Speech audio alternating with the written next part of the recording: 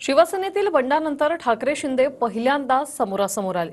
यावेळी ठाकरे आणि शिंदेंनी एकमेकांकडे पाहिलंही नाही।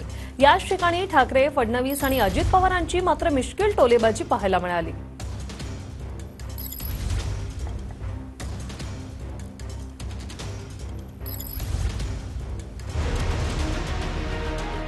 शिंदे ठाकरे आमने सामने, दोघांचाही कानाडोळा। अर्थसंकल्पानंतर विधान भवनात पहिल्यांदाच ठाकरे, फडणवीस आणि शिंदे आमने सामने आले। उद्धव ठाकरे, मिलिंद नार्वेकर, सचिन अहिर उभे होते। त्यावेळी समोर शिंदे फडणवीस आले।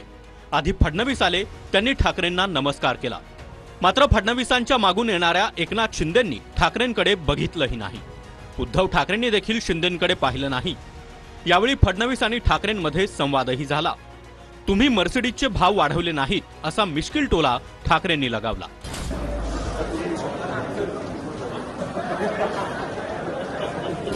त्यानंतर पत्रकार परिषदेमध्ये फडणवीसांनी देखील ठाकरेंना मिश्किल टोला मारला।